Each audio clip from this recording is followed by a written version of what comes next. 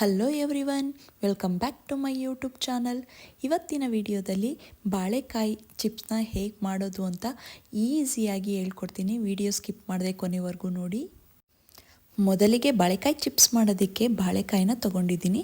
ಈ ಬಾಳೆಹಣ್ಣು ಬಂದು ಪಚ್ಚಬಾಳೆಹಣ್ಣು ಅಂತ ಹೇಳ್ತಾರಲ್ಲ, ಆ ಬಾಳೆಹಣ್ಣನ್ನ ತೊಗೊಂಡಿದ್ದೀನಿ. ಫುಲ್ ಕಾಯಿ ಇದೆ, ಇದು ಹಣ್ಣಾಗಿಲ್ಲ. ನೆಕ್ಸ್ಟ್ ಇದರಲ್ಲಿರುವಂತಹ ಸಿಪ್ಪೆ ಎಲ್ಲನೂ ಕೂಡ ನಾವು ರಿಮೂವ್ ಮಾಡ್ಕೋಬೇಕಾಗುತ್ತೆ. ಚಾಕುವಿನ ಸಹಾಯದಿಂದ ಸಿಪ್ಪೆ ಎಲ್ಲನೂ ಕೂಡ ತೆಕ್ಕೋಬೋದು. ಇಲ್ಲ ಅಂತ ಹೇಳಿದ್ರೆ ಸೌತೆಕಾಯಿ ಒರಿತಾರಲ್ಲ ನೋಡಿ, ಅದರಲ್ಲಿ ತಗೊಂಡು ಮೇಲ್ಗಡೆ ಇರುವಂಥ ಪೂರ್ತಿ ಸಿಪ್ಪೆ ಎಲ್ಲನೂ ಕೂಡ ನಾವು ನೀಟಾಗಿ ತಕ್ಕೋಬೇಕಾಗುತ್ತೆ. ಈ ಬಾಳೆಕಾಯಿನ ಸಿಪ್ಪೆನ ತೆಗಿಬೇಕಾದ್ರೆ ಕೈಯೆಲ್ಲ ಅಂಟಂಟಾಗ್ಬಿಡುತ್ತೆ. ಅದಕ್ಕೋಸ್ಕರ ಸ್ವಲ್ಪ ಚಾಕುಗೆ ಮತ್ತು ನಿಮ್ಮ ಕೈಗಳಿಗೆ ಕಟ್ ಮಾಡಬೇಕಾದ್ರೆ ಚಾಕುಗೆ ಮತ್ತು ಕೈಗಳಿಗೆ ಎಣ್ಣೆನ ಸವರ್ಕೊಂಡು ಆಮೇಲೆ ಬಾಳೆಕಾಯಿ ಸಿಪ್ಪೆನ ತೆಕ್ಕೋಬೇಕಾಗುತ್ತೆ. ಇಲ್ಲ ಅಂತ ಹೇಳಿದ್ರೆ ಕೈಯೆಲ್ಲ ಪೂರ್ತಿ ಅಂಟಂಟಾಗುತ್ತೆ ಮತ್ತು ಅದು ತೆಗಿಯೋಕ್ಕೆ ಹಿಂಸೆ ಆಗುತ್ತೆ. ಬೇಗನೆ ಆ ಅಂಟನ್ನ ಹೋಗ್ಸೋಕ್ಕಾಗಲ್ಲ. ಅದಕ್ಕೋಸ್ಕರ ಎಣ್ಣೆನ ಸವರ್ಕೊಂಡು ಮಾಡೋದ್ರಿಂದ ಯಾವುದೇ ಕಾರಣಕ್ಕೂ ಇದರಲ್ಲಿರುವಂತಹ ಅಂಟಂಶ ಎಲ್ಲ ನಮ್ಮ ಕೈಗೆ ಅಂಟಲ್ಲ. ನೋಡಿ, ಇದರಲ್ಲಿರುವಂತಹ ಪೂರ್ತಿ ಸಿಪ್ಪೆನ ನಾವು ನೀಟಾಗಿ ತಕ್ಕೋಬೇಕಾಗುತ್ತೆ. ಸಿಪ್ಪೆ ಒಂಚೂರು ಕೂಡ ಇರಬಾರ್ದು.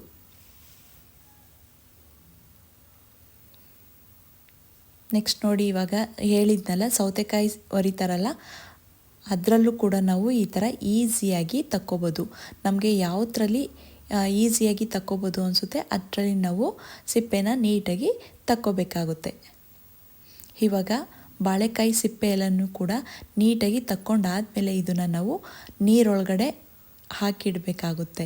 ಇಲ್ಲ ಅಂತ ಹೇಳಿದ್ರೆ, ನೀರಲ್ಲಿ ಇಟ್ಟಿಲ್ಲ ಅಂತ ಹೇಳಿದ್ರೆ ಬಾಳೆಕಾಯಿ ಎಲ್ಲ ಬ್ಲ್ಯಾಕ್ ಆಗಿಬಿಡುತ್ತೆ. ಅದಕ್ಕೋಸ್ಕರ ಅದನ್ನು ಹೊರದ ತಕ್ಷಣವೇ ಸ್ವಲ್ಪ ನೀರೊಳಗಡೆ ಹಾಕಿ ಎತ್ತಿಡಿ.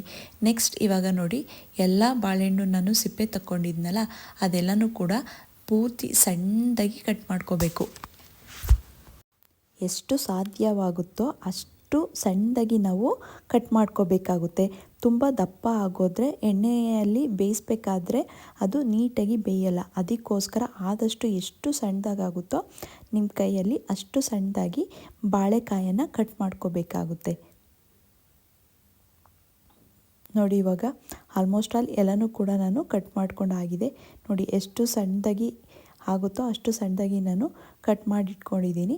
ನೆಕ್ಸ್ಟ್ ಇವಾಗ ಎಲ್ಲನೂ ಕೂಡ ಕಟ್ ಮಾಡಿ ಇಟ್ಕೊಂಡಾದಮೇಲೆ ಒಂದು ಬೌಲಿಗೆ ನಾನು ಸ್ವಲ್ಪ ನೀರನ್ನು ಹಾಕ್ಕೊಂಡು ಕಟ್ ಮಾಡಿರುವಂತಹ ಬಾಳೆಕಾಯಿ ಪೀಸ್ ಎಲ್ಲನೂ ಕೂಡ ಆ ನೀರೊಳಗಡೆ ಡಿಪ್ ಮಾಡಿ 5 to 10 ಮಿನಿಟ್ಸು ಇದನ್ನು ಇಡಬೇಕಾಗುತ್ತೆ. ನೆಕ್ಸ್ಟ್ ಇದಕ್ಕೇ ರುಚಿಗೆ ತಕ್ಕಷ್ಟು ಉಪ್ಪನ್ನು ಕೂಡ ಆ್ಯಡ್ ಮಾಡ್ಕೋತೀವಿ. 1 ಟೇಬಲ್ ಸ್ಪೂನ್ ಉಪ್ಪಿನ ಪುಡಿನ ಹಾಕ್ಕೊಂಡ್ರೆ ಸಾಕು. ಮತ್ತು ನೆಕ್ಸ್ಟ್ ಇದಕ್ಕೆ ಅರಿಶಿನದ ಪುಡಿನೂ ಕೂಡ ಹಾಕಿ 5 ಮಿನಿಟ್ಸ್ ಇದನ್ನು ಹಾಗೆ ನೀರಲ್ಲೇ ಇಟ್ಟಿರ್ತೀನಿ. ಯಾಕಂದರೆ ಅದು ಸ್ವಲ್ಪ ಕಲರ್ ಬರಬೇಕಲ್ಲ, ಯೆಲ್ಲೋಯಿಶ್ ಕಲರ್ ಬರಬೇಕಲ್ಲ, ಅದಕ್ಕೋಸ್ಕರ ಸ್ವಲ್ಪ ಯೆಲ್ಲೋ ಪೌಡರ್ನು ಕೂಡ ಹಾಕಿದ್ದೀನಿ.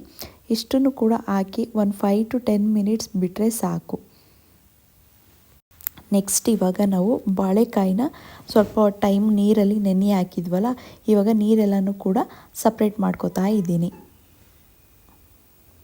ಈ ಥರ ಯಾವುದಾದ್ರೂ ಒಂದು ಜಾಲರಿ ಆಗಿರ್ಬೋದು ಅಥವಾ ಏನಾದರೂ ಸರಿ, ಒಟ್ಟಿನಲ್ಲಿ ಯೂಸ್ ಮಾಡಿಕೊಂಡು ನೀರನ್ನೆಲ್ಲನೂ ಕೂಡ ಸಪ್ರೇಟ್ ಮಾಡ್ಕೊಳ್ಳಿ.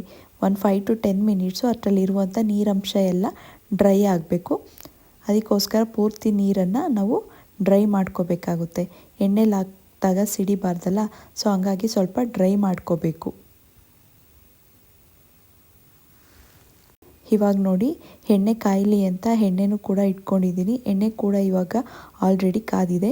ನೆಕ್ಸ್ಟ್ ಇವಾಗ ಕಾದಿರುವಂಥ ಎಣ್ಣೆ ಒಳಗಡೆ ನಾವು ಕಟ್ ಮಾಡಿ ಇಟ್ಕೊಂಡಿದ್ದಂತಹ ಬಾಳೆಕಾಯಿ ಪೀಸಸ್ನ ಒಂದೊಂದೇ ನಾವು ನಿಧಾನಕ್ಕೆ ಎಣ್ಣೆ ಒಳಗಡೆ ಹಾಕ್ತಾ ಹೋಗಬೇಕು.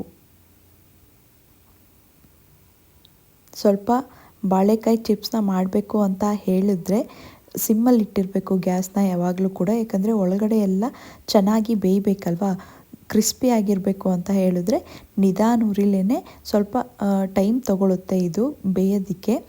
ಬಟ್ ನಿಧಾನ ಉರಿಲಿ ಬೇಯಿಸಿದ್ರೆ ಚೆನ್ನಾಗಾಗುತ್ತೆ ಬಾಳೆಕಾಯಿ ಚಿಪ್ಸು. ಸೇಮ್ ಅಂಗಡಿಯಿಂದ ತರ್ತಿರಲ್ಲ ಅದೇ ಥರನೇ ಆಗುತ್ತೆ. ನೋಡಿ ಇವಾಗ ಎಷ್ಟು ಕಲರ್ಫುಲ್ಲಾಗಿ ಕಾಣಿಸ್ತಿದೆ ಅಂತ. Same yellow colour banana chips ಅಂಗಡಿಯಿಂದ ತರ್ತೀವಲ್ಲ ಅದೇ ಥರನೇ ಕಾಣಿಸ್ತಿದೆ. ಈ ಥರ ಅಂಟ್ಕೊಂಡಿರುತ್ತೆ. ನಿಧಾನಕ್ಕೆ ಒಂದೊಂದೇ ಬಿಡಿಸಿ ಹಾಕ್ಕೊಳ್ಳಿ. ಮತ್ತು ಸ್ಟವ್ನ ಸಿಮ್ಮಲ್ಲಿಟ್ಟಿರಿ. ಕಮ್ಮಿ ಉರಿನಲ್ಲೇ ಬೇಯಿಸ್ಬೇಕು. ಇದನ್ನು ಜಾಸ್ತಿ ಉರಿ ಮಾಡಿ ಬೇಯಿಸ್ತು ಅಂತ ಹೇಳಿದ್ರೆ ಮೇಲ್ಗಡೆ ಎಲ್ಲ ಸೀದೋಗ್ಬಿಡುತ್ತೆ, ಒಳಗಡೆ ಬೆಂದಿರಲ್ಲ, ಕ್ರಿಸ್ಪಿನೆಸ್ ಇರಲ್ಲ, ಮೆತ್ತಗಾಗ್ಬಿಟ್ಟಿರುತ್ತೆ. ಅದಕ್ಕೋಸ್ಕರ ಆದಷ್ಟು ನಿಧಾನ ಉರಿಲೇನೆ ಬೇಯಿಸ್ಕೊಳ್ಳಿ. ಬಾಳೆಕಾಯಿ ಚಿಪ್ಸ್ ಮಾಡ್ಬೋದು, easy step, but lengthy procedure ಅಂತಲೇ ಹೇಳ್ಬೋದು. ಯಾಕಂದರೆ ನಿಧಾನ ಉರಿಲೇನೆ ಬೇಯಿಸ್ಬೇಕಲ್ವಾ, ಸೊ ಹಂಗಾಗಿ ಟೈಮ್ ತೊಗೊಳುತ್ತೆ, ಮಾಡೋದಕ್ಕೆ ಟೈಮ್ ತೊಗೊಳುತ್ತೆ. ಬಟ್ ತುಂಬ ಸಿಂಪಲ್ಲಾಗಿ ಮಾಡ್ಕೋಬೋದು. ಈ ಥರ ಮನೆಯಲ್ಲೇ ಮಾಡ್ಕೊಡೋದ್ರಿಂದ ಮಕ್ಕಳಿಗೆ ಹೆಲ್ದಿಯಾಗೂ ಕೂಡ ಇರುತ್ತೆ. ಮಕ್ಕಳು ಕೂಡ ಹೊರ್ಗಿನ ಫುಡ್ನು ಕೇಳೋದ ಅವಾಯ್ಡ್ ಮಾಡ್ಬೋದು. ಈ ಥರ ಮನೆಯಲ್ಲೇ ಟೇಸ್ಟಿಯಾಗಿ ಹೆಲ್ದಿಯಾಗಿ ಮಾಡ್ಕೊಡೋದ್ರಿಂದ ಮಕ್ಕಳು ಕೂಡ ಹೆಲ್ತಿಯಾಗಿರ್ತಾರೆ. ನೋಡಿ ಇವಾಗ ಆಲ್ಮೋಸ್ಟ್ ಆಲ್ ಬೆಂದಿದೆ. ಅದು ಬೆಂದ ತಕ್ಷಣ ಎಲ್ಲ ಕೆಳಗಡೆ ಹೋಗಿ ಕುತ್ಕೊಬಿಡುತ್ತೆ. ಆವಾಗ ಗೊತ್ತಾಗುತ್ತೆ ನಮಗೆ ನೀಟಾಗಿ ಬೆಂದಿದೆ ಅಂತ.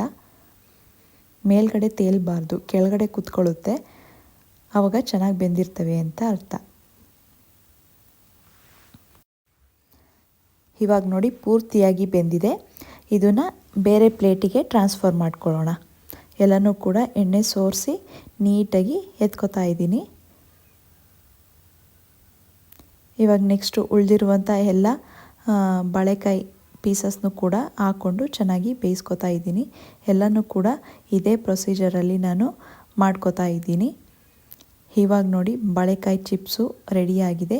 ನೋಡೋದಕ್ಕೆ ಎಷ್ಟು ಚೆನ್ನಾಗಿದೆ ಅಂತ. ತುಂಬಾ ಕ್ರಿಸ್ಪಿಯಾಗೂ ಕೂಡ ಇದೆ. ಸ್ವಲ್ಪ ಆಯ್ಲಿ ಅನ್ನಿಸ್ಬೋದು. ಟಿಶ್ಯೂ ಪೇಪರ್ ಇದ್ದರೆ ಟಿಶ್ಯೂ ಪೇಪರ್ ಯೂಸ್ ಮಾಡಿಕೊಂಡು ಅದು ನೀಟಾಗಿ ಕ್ಲೀನ್ ಮಾಡಿಕೊಂಡು ಸರ್ವ್ ಮಾಡಿ. ತುಂಬ ಚೆನ್ನಾಗಿರುತ್ತೆ. ನೋಡಿ ಎಷ್ಟು ಕ್ರಿಸ್ಪಿಯಾಗಿ ಬೆಂದಿದೆ ಅಂತ. ಈ ಥರ ಬೇಯಿಸ್ಕೋಬೇಕು.